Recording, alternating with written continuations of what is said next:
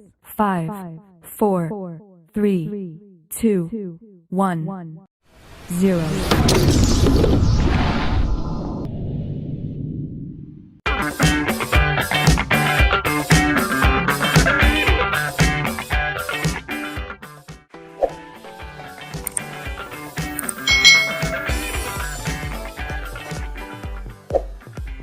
Hai.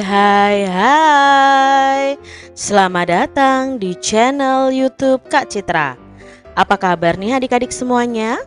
Kak Citra berharap kalian dalam keadaan yang baik, sehat, dan siap untuk belajar. Hari ini kita akan belajar bersama-sama untuk mata pelajaran tematik kelas 6. Kita belajar di tema 3, tokoh dan penemuannya, subtema 2, penemuan dan manfaatnya, pembelajaran yang kedua. Mari kita belajar dengan penuh semangat.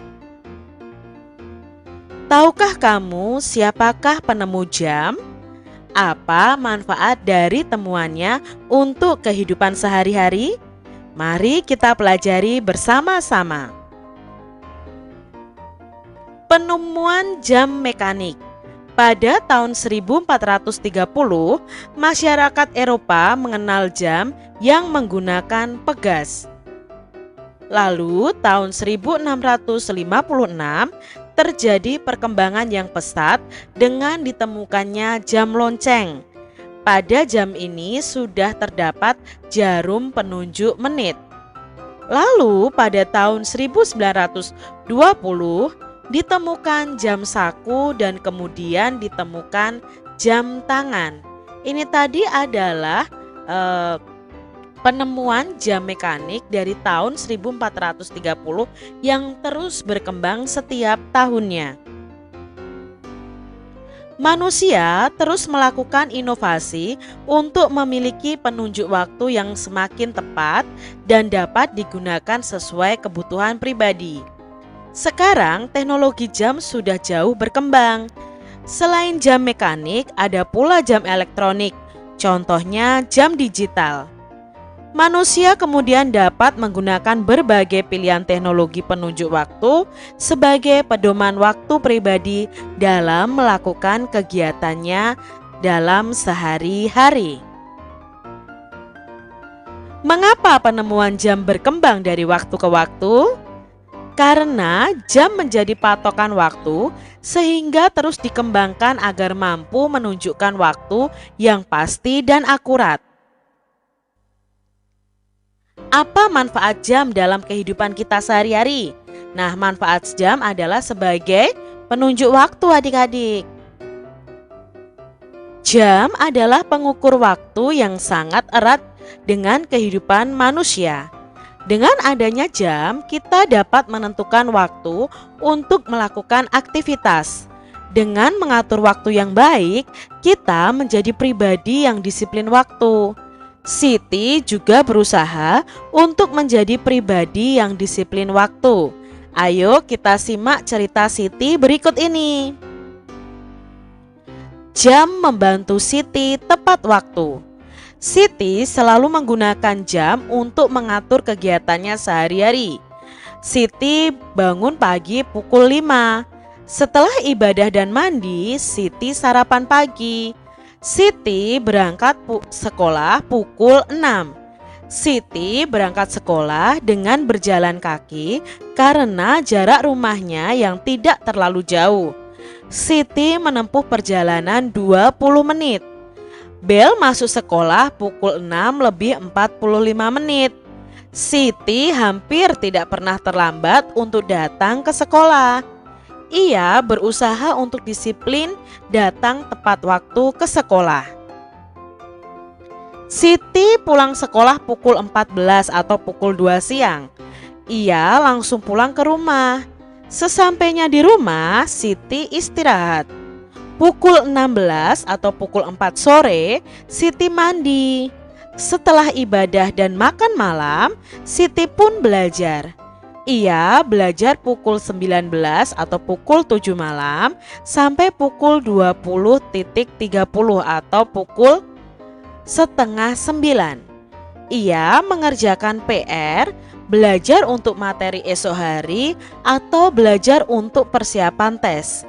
Siti juga mengumpulkan tugas-tugasnya tepat waktu.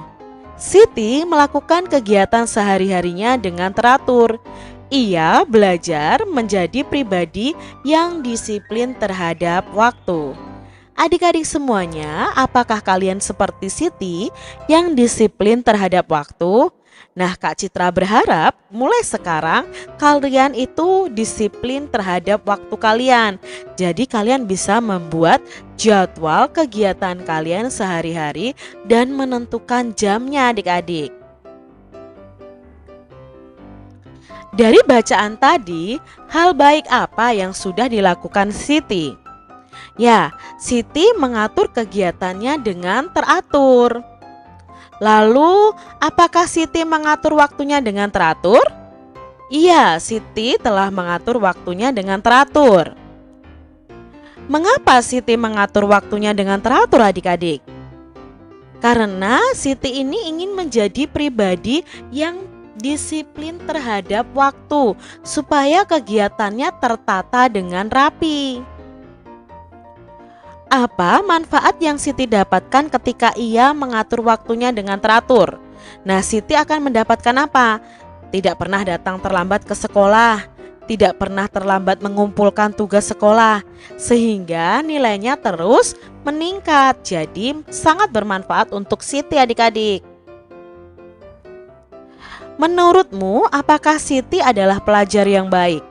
Menurut Kak Citra, Siti ini pelajar yang baik karena sebagai pelajar, Siti ini telah melaksanakan kewajibannya dengan baik dan teratur. Apakah Siti melaksanakan kewajibannya sebagai pelajar? Mengapa? Nah, iya, karena Siti sudah melaksanakan kewajibannya sebagai pelajar. Karena hal itu wajib demi mencapai cita-cita Siti. Contohnya mengerjakan PR, belajar untuk materi esok hari, atau belajar untuk persiapan tes, serta mengumpulkan tugas tepat waktu. Adik-adik semuanya, datang ke sekolah dan mengumpulkan tugas tepat waktu adalah kewajiban seorang pelajar. Mengapa hal tersebut merupakan kewajiban? Jadi kewajiban adalah sesuatu hal yang harus kita lakukan. Nah, apa dampaknya ketika kita tidak melakukannya? Siapa saja yang akan kita rugikan saat kita tidak mengerjakan tugas tepat waktu dan datang terlambat ke sekolah? Tentunya yang akan dirugikan adalah diri kita sendiri juga adik-adik. Nah, di sini ada tabel tentang datang ke sekolah tepat waktu dan mengumpulkan tugas tepat waktu. Nah, datang ke sekolah tepat waktu. Hal ini termasuk kewajiban karena merupakan peraturan sekolah yang harus kita taati. Nah, jika kita langgar untuk datang ke sekolah tepat waktu ini, maka kita akan mendapatkan hukuman. Nilai sikap kita akan kurang adik-adik. Lalu yang dirugikan siapa? Ya, yang dirugikan adalah diri sendiri dan orang tua. Lalu untuk mengumpulkan tugas tepat waktu, hal ini juga termasuk kewajiban karena di dalam sistem pendidikan terdapat target materi yang harus dicapai dalam waktu tertentu. Jika kita melanggarnya, yang pertama pastinya akan ketinggalan pelajaran, nilai tugas akan dikurangi atau bahkan tidak mendapatkan nilai.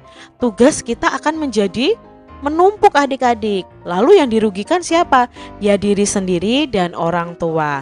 Nah, tabel ini Kak Citra ambil dari coachro.blogspot.com. Kalian bisa kunjungi ya ke blog berikut. Tulislah contoh-contoh kewajibanmu.